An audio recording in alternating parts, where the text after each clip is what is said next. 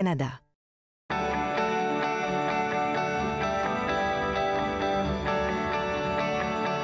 Vous regardez TV Rogers, Ottawa. L'émission suivante vous est présentée par la télétransportée Rogers. Profitez du contenu exclusif gratuitement. Disponible au www.rogersanyplacetv.com.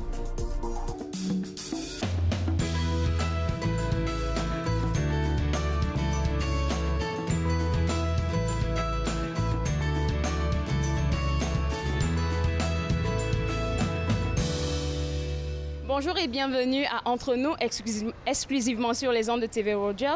Nous sommes au Musée des sciences et de la technologie pour parler de plein d'expositions qui s'en viennent pour vous en été. Avec moi, j'ai monsieur Michel Labrec qui va nous parler de l'exposition Les Mondes Cachés. Bonjour monsieur. Bonjour. Alors, qu'est-ce que c'est que Les Mondes Cachés? Les Mondes Cachés, c'est une exposition qu'on a conçue dans les 3 dernières années après la fermeture du vieux musée pour faire ressortir et faire valoir les objets scientifiques dans notre collection qui dévoilent les mondes qui sont cachés. Alors, l'exposition est divisée en 4 modules. Un module sur la microscopie, donc l'infiniment petit, au-delà de ce que l'œil nu peut voir. Alors, les microscopes, etc. Deuxième module sur l'astronomie, donc les instruments astronomiques qui nous dévoilent l'infiniment grand, l'infiniment loin, encore au-delà des 5 sens que nous avons. Un module aussi sur quelque chose qui est inaccessible, donc c'est un module sur l'océanographie. Alors, ce qu'on trouve sous les océans, qui est inaccessible. Le 4e module, c'est un module un peu interactif qui nous parle de l'échelle des choses. Alors, quand on parle de l'infiniment petit comparé à l'infiniment grand, ça veut dire quoi en contexte de ce que l'on connaît? La grandeur d'une personne comparativement à une puce ou une galaxie. Alors, c'est un module, disons, qui conclut les 3 modules précédents.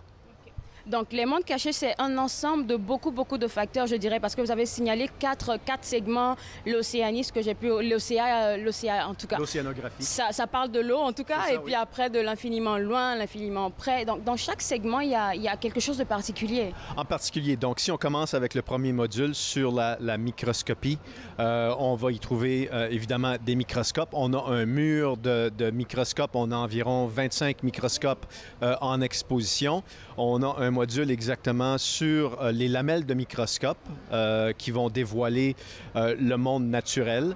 On a des microscopes interactifs que les gens de tout âge peuvent toucher, voir, se servir. Nous avons également un module qui permet aux gens qui ont les smartphones de prendre des photos des lamelles de microscope qui leur intéressent. Alors, tout ça, un module évidemment, la microscopie, qu'est-ce qui se passe aujourd'hui? Donc, des images contemporaines. Alors, on a un mix un peu là, de l'ancien avec du nouveau. On fait ressortir des images de chercheurs à travers le pays, des images de microscopie de l'Université Simon Fraser en Colombie-Britannique jusqu'à Halifax.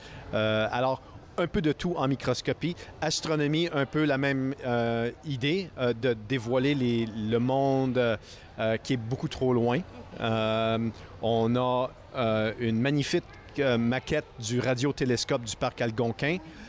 Nous avons également un module sur du travail fantastique fait par la docteure Wanda Diaz-Merced, qui est aveugle. Alors, elle a su prendre toutes les données de la radioastronomie et convertir ça en son. Et évidemment, nous avons aussi notre module sur les constellations autochtones des nations que nous voyons, que vous allez voir là dans l'arrière-plan. C'est vraiment un travail, je dirais, acharné que vous avez fait, ou du moins que toute l'équipe a fait. Mais quel était votre rôle particulier pour cette exposition? Donc, premièrement, c'est un travail d'équipe, comme vous le mentionnez. Comme conservateur de musée, mon rôle était de faire valoir les artefacts dans notre collection, les microscopes, lesquels qu'on voulait montrer les télescopes, les instruments scientifiques, lesquels qu'on voulait présenter, comment est-ce qu'on voulait les présenter. Évidemment, beaucoup de recherches derrière tout ça. On a également parlé à plusieurs partenaires pour des prêts d'artefacts, entre autres le Musée de la Nouvelle-Écosse, le Museo Galileo à Florence, en Italie, pour la lunette astronomique Devini. Et donc, on va faire des liens avec plusieurs partenaires, plusieurs professionnels dans le monde muséologique.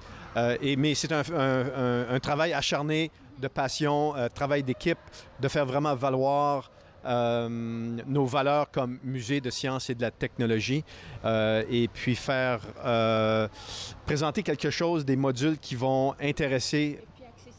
Exactement, l'accessibilité, c'est un gros atout ici pour nous et rendre tout ça accessible de toutes sortes de points de vue pour tous les Canadiennes et tous les Canadiens. D'accord. Il y a autre chose qu'on a eu à discuter tout à l'heure. C'est quoi le télescope Cook? J'ai gardé ça pour la fin parce que je veux savoir moi aussi. D'accord. Alors, un des rôles d'un conservateur de musée, évidemment, c'est faire l'acquisition d'objets, mais aussi leur préservation. On veut empêcher qu'ils se détériorent. Dans le cas de la lunette astronomique Cook et Fils, c'est l'acquisition qu'on a faite dans les années 1980.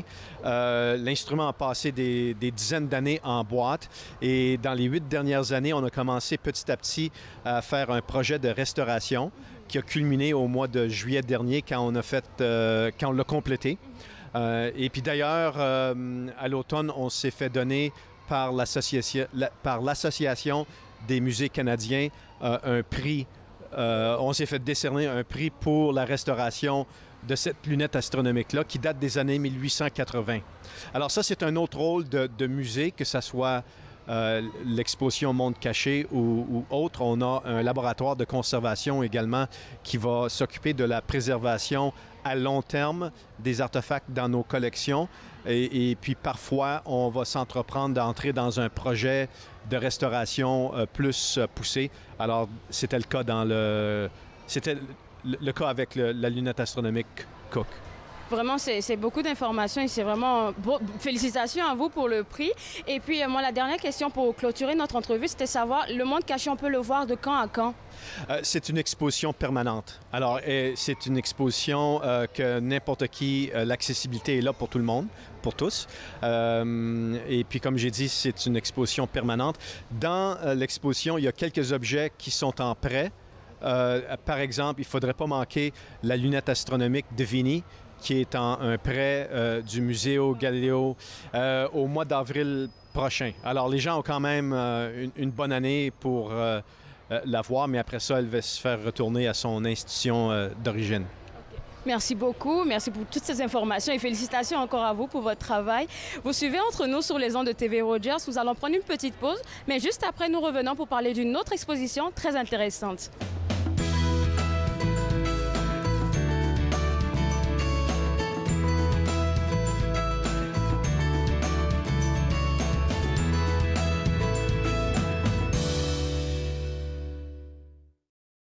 Je m'appelle Daniel, je suis bénévole à TV Rogers.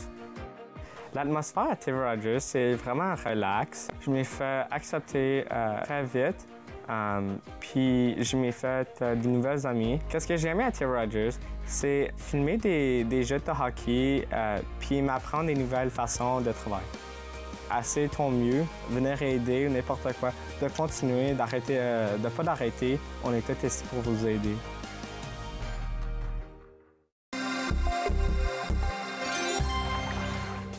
Un gilet de sauvetage ou un vêtement de flottaison individuel bien ajusté gardera l'utilisateur bien à flot, mais il importe de choisir la bonne taille. S'il est bien ajusté, il ne devrait pas se soulever au-delà du nez ou des oreilles de l'utilisateur. Habituellement, pour le VFI gonflable, la taille est unique. Lorsqu'il est endossé, il importe de desserrer au besoin les courroies pour permettre un gonflage adéquat du gilet. La Charte des droits met sur un même pied d'égalité les Anglo-Québécois et les francophones hors Québec. Être franco-ontarien, lutte, combats éditoriaux. Vendredi 15h30 sur TV Rogers.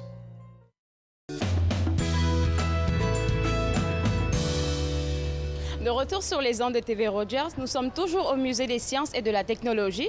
Avant la pause, je vous parlais d'une autre exposition qui s'en vient pour l'été. Et avec moi, j'ai avec moi Annie Jacques. Bonjour. Oui, bonjour.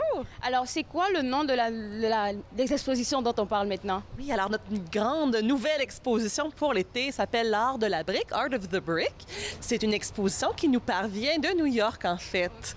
Puis il s'agit d'une grande installation artistique. Alors, on met en exposition les œuvres d'un artiste qui s'appelle Nathan Sawaya. Et Nathan Sawaya, c'est un artiste qui travaille à partir des blocs Lego. Donc, il y a des artistes qui utilisent de l'argile. Lui, sa matière, c'est les blocs Lego. C'est un enfant? Non, c'est un adulte. Et il a un parcours fascinant parce que c'est un ancien avocat. Et puis lui, pour enlever le stress après sa grande journée en droit, lui, il est arrivé à la maison, puis il faisait des constructions, des créations en blocs Lego. Et là, les gens ont vu ce qu'il faisait, puis ont dit, mon Dieu, Nathan, t'as donc bien du talent. Et il a quitté le droit, il a quitté son emploi comme avocat pour se consacrer à son art. Donc, lorsque le visiteur vient ici au musée, ils vont apercevoir 80 œuvres créées vraiment par ses doigts, ses petits blocs Lego. Et puis, c'est tout à fait époustouflant. C'est très imaginé, très créatif. Et puis, on a aussi une belle zone de programmation. Donc, lorsque les visiteurs passent, ils seront très inspirés par les œuvres de l'artiste. Ils vont pouvoir ensuite vraiment pratiquer l'art du bloc Lego, si on veut, en faisant des petites créations, en travaillant sur des grands murs verticaux. Donc, il y a vraiment quelque chose pour tous les membres de la famille. D'accord. Moi, j'ai une question. Moi, dans mon enfance, j'aimais pas les Legos parce que mon petit frère me cassait tout. Donc, comment s'est fait le déplacement de toutes ces œuvres-là jusqu'ici? Alors, c'est une question qu'on nous pose souvent. Comment est-ce qu'on fait pour déplacer les grandes œuvres? Eh bien, elles sont toutes collées. Donc, lorsque l'artiste fait sa création, il colle au fur et à mesure tous les petits blocs Lego. Oui. C'était vraiment une question qu'il fallait que je vous pose. Et c'est quoi votre rôle dans cette exposition? Oui, alors moi, je suis agent d'interprétation, donc je m'occupe un peu du contenu créatif. Alors, l'exposition est venue d'une façon très statique, donc c'est très axé sur la sculpture, sur l'art. Alors, mon travail, c'était de créer une zone interactive où les gens vont pouvoir vraiment participer et un peu à l'image du Musée des sciences et technologies, de rendre l'aspect de l'expo un peu touche-à-tout. Donc, on peut manipuler les objets, etc. OK. Donc, on va rappeler les dates pour cette exposition parce qu'on va parler d'autres choses tout de suite. Mais c'est quoi les dates de cette exposition? Oui, alors c'est important de noter qu'il s'agit d'une exposition temporaire. Donc, elle sera ici jusqu'au 3 septembre, donc juste pour la saison estivale. D'accord, donc on est bienvenus alors. En deuxième lieu, on parle de la galerie pour enfants Zoom. C'est quoi? Oui, alors Zoom, c'est mon coup de cœur personnel. Je suis maman de 2 enfants et il s'agit de notre galerie d'innovation pour les enfants. Donc, c'est vraiment une zone consacrée aux enfants de 0 à 8 ans et leurs familles, leurs parents, bien entendu. Et c'est notre zone d'innovation. Puis quand on parle d'innovation, pour nous, ce qui est important, c'est de regarder un peu l'aspect, le processus d'invention, d'innovation. Alors, il s'agit d'imaginer quelque chose, de créer, de tester, d'analyser, parfois d'échouer. L'échec, c'est vraiment important pour d'apprendre de l'échec, un peu de se remonter, de recréer, de repasser ce processus. Alors, on a développé plusieurs modules dans la galerie Zoom qui permettent aux enfants de passer à travers de ce processus d'innovation. Puis ce que je trouve fascinant de notre galerie, c'est qu'on regarde un peu les enfants comme des petits scientifiques. Alors, le scientifique, qu'est-ce qu'il fait? Bien, il imagine, il essaie de comprendre un peu comment son monde fonctionne et on voit ce comportement-là dans notre galerie des enfants. Donc, c'est vraiment formidable juste à observer nos enfants qui s'amusent et qui apprennent dans un environnement très stimulant. Okay. D'accord. Vous avez parlé de 3 modules tout à l'heure dans la galerie. On peut citer juste deux comme ça? Oui. Alors, notre zone centrale, c'est un lieu de construction de voitures. Alors, les enfants construisent un auto et les testent sur des rampes. Il y a une rampe il y a même un saut. Et puis, il y en a une qui est une petite course. Donc, par la suite, quand on analyse les résultats, on peut changer notre voiture, faire différentes configurations et les tester. C'est vraiment une zone très populaire. Exactement, vous avez tout compris. Un de mes modules préférés, c'est Zoom Zoom. Zoom Zoom, c'est une espèce de tunnel de vent. Et on rentre dans le tunnel ou dans l'espace où il y a une petite brise et on lance des foulards, des rubans. et on observe un peu qu'est-ce qui se passe avec nos foulards. Donc, l'enfant déduit, fait quasiment des hypothèses, comme le scientifique le ferait, mais c'est tellement amusant comme endroit.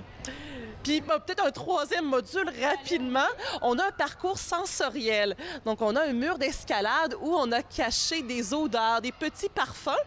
Donc on doit traverser le mur d'escalade et essayer de deviner les odeurs qu'on peut sentir et qui sont un peu cachées partout. Donc vraiment, il y a 8 modules en tout, c'est juste quelques petites expériences. Ouais. Donc ici au musée, on va former et des mécaniciens bientôt et on va former aussi des personnes qui vont travailler à la NASA. C'est bien beau tout ça. Comment est-ce que ça se passe? Parce que les parents viennent, ils déposent les enfants, ils repartent. Comment ça se passe, l'organisation? Oui, alors dans Zoom, vraiment, c'est ouvert à tout le monde. Si le parent veut participer dans l'aspect éducatif, tout est conçu pour qu'une famille puisse travailler ensemble pour apprendre. Si le parent souhaite s'asseoir dans le confort d'un siège et de participer peut-être plus à l'écart, c'est possible aussi. Quand on a conçu Zoom, c'était important que l'adulte, l'accompagnateur, soit hyper confortable. Alors, quand on est bien assis, on peut voir l'enfant, peu importe où il est placé dans la salle. Alors, donc, c'est vraiment important d'offrir le choix aux visiteurs. Et donc, c'est un petit peu des principes là, qui nous ont aidés à développer la galerie. C'est une salle de combien de places pour les parents qui aimeraient venir à 2 ou bien, je sais pas, avec le frère ou la sœur? Mais la capacité est énorme. Pendant le temps des fêtes, on a testé la capacité, on n'a jamais atteint le plateau. L'espace est tellement grand, il y a tellement d'activités à faire que ça se fait quand même bien. Au niveau des sièges, on rit toujours parce qu'on se dit on a 80 sièges assis, malgré que c'est rare qu'on les voit tous comblés parce qu'on se lève, on se rassoit. Les enfants sont souvent très actifs, donc c'est vraiment ouvert à tous. Okay. On termine avec ça. C'est quoi les dates pour la galerie Zoom pour les enfants? Eh bien, je suis très heureuse de vous annoncer que c'est notre galerie permanente. Donc, il n'y a pas de date finale. Alors, ça fait partie de notre offre à tous les jours. Okay. Merci beaucoup. Galerie Zoom pour les enfants de 0 à 8 ans. Et aussi, il y a l'art de l'abri que vous pouvez venir regarder ici au Musée des sciences et de la technologie. On prend juste une petite pause et on revient tout de suite après la pause pour une merveilleuse expérience. Restez avec nous. Vous regardez Entre nous sur les ondes de TV Rogers.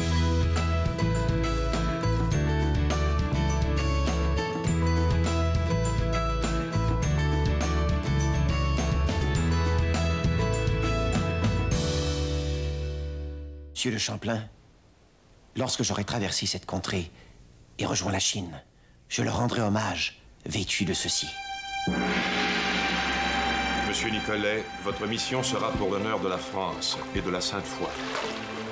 À l'été 1634, Jean Nicolet quittait Québec à la recherche de la route qui joindrait l'Europe et l'Amérique à la Chine.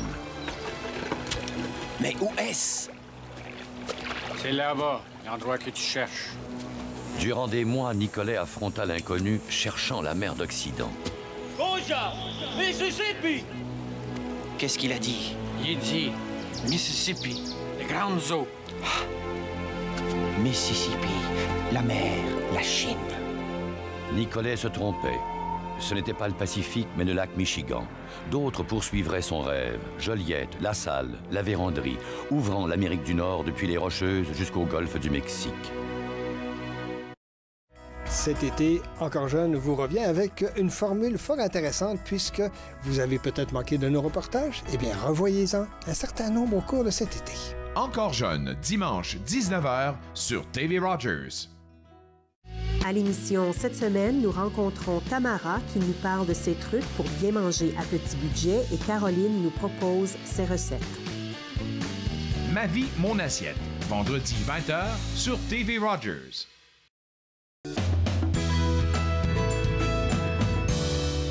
De retour sur les ondes de TV Rogers, je suis toujours au Musée des sciences et de la technologie. J'ai avec moi Catherine Aymon. Bonjour Catherine. Bonjour, ça va bien? Est-ce qu'on peut rappeler un peu votre titre ici? Moi, je suis agente d'éducation et d'interprétation. Donc, je travaille surtout avec le public. OK. Donc, vous travaillez avec le public et aujourd'hui, on parle avec vous de Exploratech. C'est quoi Exploratech? Exploratech, c'est un peu un laboratoire. C'est notre espace de création. Donc, à chaque semaine, on offre un nouveau défi à nos visiteurs. Oui, à chaque semaine, on a des nouveaux défis, puis même durant la semaine, des fois, on va changer. Donc, il y a plusieurs choses qui sont à faire dans cet espace-là. Et c'est des défis qui sont en lien avec les sciences, les technologies, mathématiques, les arts aussi. Et puis, c'est vraiment, par exemple, cette semaine, le défi, c'était de créer une voiture qui est propulsée par un ballon qui dégonfle. OK? Donc, ça, ce sont des exemples qui ont été faits par des gens d'Exploratec. Donc, on donne des différents matériaux, des différentes formes, et puis ils vont après ça tester différentes choses. Ils vont y aller, ils vont recommencer, un peu comme ce qu'on fait dans Zoom avec les petites voitures pour les jeunes enfants. Donc là, on cherche un public qui est un petit peu plus âgé. Donc, on parle de 8 ans et plus, mais il y a quand même plusieurs jeunes enfants qui vont venir puis qui vont quand même se faire beaucoup de fun dans l'espace. Mais par exemple, celle-ci ici, qui, une fois gonflée, on la laisse aller puis on voit à quel point est-ce qu'elle va se déplacer. Est-ce qu'on peut essayer rapidement? Bien sûr, on peut l'essayer.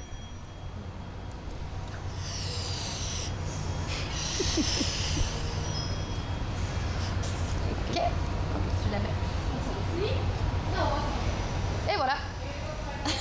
Oh, wow! Donc, bientôt, on fera des voitures avec des ballons. Donc, il y a plusieurs programmes et activités qui sont reliés à Exploratec, n'est-ce pas? Oui. Donc, à chaque semaine, comme je dis, comme on fait celui-ci, on fait aussi des murs où on a des parcours à billes.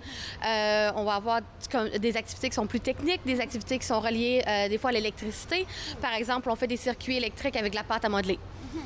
Parce que la pâte à modeler conduit l'électricité. Donc, à cause du sel à l'intérieur. Et c'est un espace où on va tester les sciences directement avec nos mains. Et puis, souvent, c'est les jeunes qui vont rentrer. Il y en a qui adorent les sciences, il y en a qui n'adorent pas les sciences. Mais juste essayer, on va les amener sans s'en rendre compte, justement, à utiliser leur connaissance scientifique, leur connaissance technologique dans ces ateliers en faisant des défis. Vous avez parlé de plusieurs secteurs. On a parlé de l'art, de la science et tout. Concernant l'art, c'est quoi qu'on fait? Des peintures? Non, pas nécessairement. On va inclure l'art dans les technologies même. Donc, surtout si on crée quelque chose qui est en lien avec une histoire. On a une activité, par exemple, où on crée des liens entre des morceaux pour les faire bouger. Et puis, selon la façon qu'ils bougent, des fois, on va voir quelque chose, moi, ça me fait penser à un chat qui se réveille, par exemple. Alors, on va faire des dessins où on va rajouter des morceaux qui vont justement ramener ce chat-là à la vie. Donc, c'est vraiment l'utilisation de notre imagination et de nos connaissances technologiques, scientifiques, tout ensemble. Fait que quelqu'un qui aime beaucoup les sciences va se retrouver. Quelqu'un qui aime beaucoup les arts va aussi se retrouver. OK, d'accord. Donc, c'est ouvert à tout le monde. Le public que vous visez avec Exploratec, c'est le public de quel âge à quel âge? On dit 8 ans et plus, mais comme je dis, on refuse personne à la porte. Mais malgré que des fois, on utilise des matériaux qui sont un petit peu plus dangereux. Par exemple, des billes. Donc, on le dit directement quand les gens entrent. On a des billes ici. Donc, si les parents sont confortables parce que leurs jeunes enfants jouent avec des billes, il n'y a pas de problème, ils peuvent venir. D'accord. Et puis, autre chose pour moi, vous avez dit tout à l'heure, pendant qu'on discutait, que vous faites des démonstrations ici. On en a gardé une pour la fin, mais les démonstrations, par exemple, de la semaine passée, c'était quoi? En fait, on a 2 démonstrations à partir du mois de juillet. Ça va être 2. Pour l'instant, on en fait encore juste une, mais qui se répètent à chaque jour. Donc, quand on va dans le centre de sciences, on a souvent un espace, une scène démo où quelqu'un va faire des expériences scientifiques. Donc, c'est exactement ce qu'on fait ici, mais on a rajouté un petit peu plus sur la technologie, sur notre collection, justement. Donc, notre première démonstration s'appelle Pyrotechno et on parle du feu, mais en lien avec les technologies que le feu utilise. Par exemple, nos locomotives en arrière de nous qui utilisent le feu pour faire la vapeur, exactement. Mais alors, comment est-ce que ces choses-là se produisent? Donc, on fait quelques expériences pour regarder ça. Et la deuxième démonstration qui s'en vient 1er juillet, on va vraiment la commencer. Mais si vous venez me dire un petit peu avant, vous allez la voir en testing encore, qui est sur la cryogénie. Donc, on utilise de l'azote liquide, qui est un gaz qui est à moins 200 degrés Celsius. Donc, à ce moment-là, il devient liquide. C'est extrêmement froid. Donc, et tout ce qu'on peut faire avec ce gaz-là qui est très froid, comment est-ce que ça influence la technologie parce que c'est très froid? Comment ça va influencer l'électricité, par exemple? Okay. Oh, ouais, c'est vraiment beaucoup. Exploratec, on peut rappeler les dates? Parce que je suis impatiente de passer à l'essai. Exploratec, ça fait partie de notre offre de tous les jours. Donc, c'est ouvert à tous les jours de 9h30 à 4h30. Et puis, tout le monde est la bienvenue. Ça ressemble à une petite usine là, de l'extérieur. Okay. Donc, ce qu'on va faire ici, c'est une tornade de feu. Donc, ce que je disais tantôt dans la présentation Pyrotechno, on parle du feu, mais on parle aussi du feu, à quel point c'est dangereux. Donc, ça, c'est quelque chose qui peut se produire dans la nature, dans des conditions qui sont très spécifiques. Donc, c'est très sec. Le vent est là. Et puis, ce qui peut se passer, par exemple, donc il faut juste que je parte mon feu de façon régulière. pour commencer. Donc ici, on fait brûler de l'alcool. Parfait. Donc, c'est ici. Donc si on rajoute la cheminée va produire justement, elle va pousser l'air juste à l'intérieur ici de notre anneau. Et vous allez voir rapidement ce qui va se passer. Et donc là, le feu monte en tornade. C'est pas une vraie tornade. C'est plus comme quand on va dans une cour et puis on voit le vent qui fait monter comme en tornade. Ça ressemble à ça. Et voilà. Puis je vais juste l'éteindre. Donc, une des choses qu'on parle dans notre démonstration, c'est le triangle de feu. Le fait qu'on utilise une source de chaleur pour partir notre feu, qu'on utilise du combustible. Et voilà. Et puis de l'oxygène. Donc, en rajoutant ici, j'enlève l'oxygène et mon feu est fini. Okay.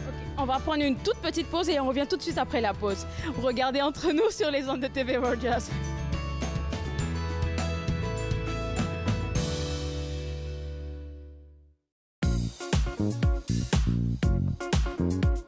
Toute l'équipe vous donne rendez-vous pour des discussions en direct de la place Marion Dewar. Nathan parle, édition estivale, mercredi 19h sur TV Rogers.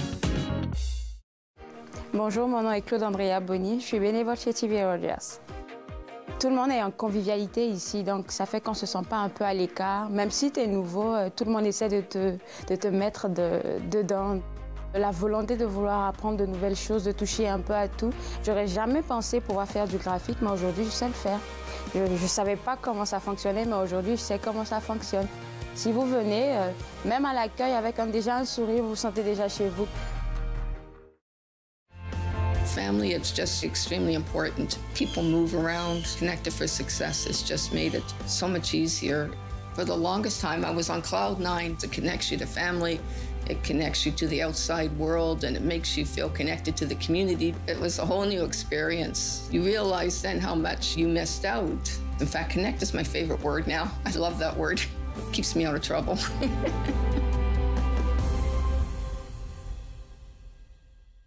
Exposés, discours, conférences, c'est à Podium que vous les retrouverez. Il y a eu différents événements déclencheurs. On se comprend qu'être artiste, c'est pas une job normale. Podium, mardi 21h sur TV Rogers.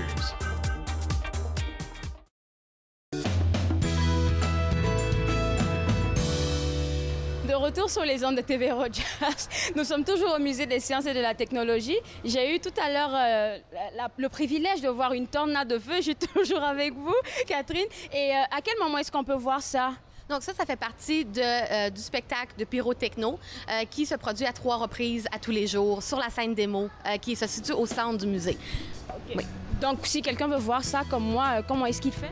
Donc, on regarde sur le site web pour retrouver les heures exactes de la démonstration ou quand vous arrivez à la porte aussi, on va vous indiquer à quelle heure les représentations ont lieu. Et puis, il faut seulement se rendre à la scène démo et le spectacle va commencer. Merci beaucoup. Vous avez regardé entre nous sur les ondes de TV Rogers. On était au Musée des sciences et de la technologie. Au revoir.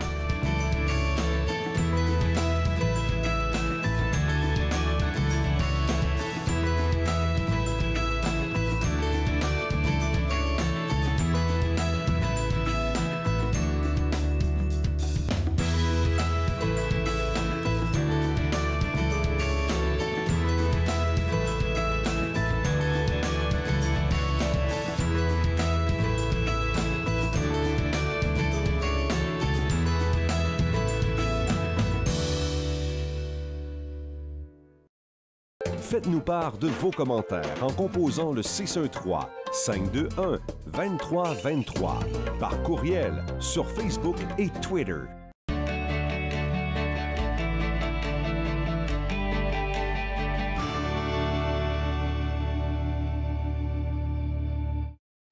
Ça, c'est un bleu qui paraît exagéré, mais je pense que c'est pas loin de la réalité. Le peintre des 4 saisons, vendredi 20h30 sur TV Rogers. Mon nom c'est Erika et je suis bénévole à TV Rogers. À TV Rogers, j'ai appris comment être débrouillard. C'est une expérience que je trouve que tout le monde devrait essayer au moins une fois. L'ambiance à TV Rogers, c'est quelque chose d'extraordinaire. J'adore comment que tout le monde est chaleureux et ils acceptent tout le monde. Donc moi, je dirais, essaye le stage à TV Rogers. J'ai attendu une autre année, puis vraiment, j'aurais dû le faire plus tôt. Cette semaine, à Projet Entreprise, nous rencontrons le cabinet marketing Bleu, Blanc, Rouge et l'agence Axial Développement. Projet Entreprise, mercredi 20h sur TV Rogers.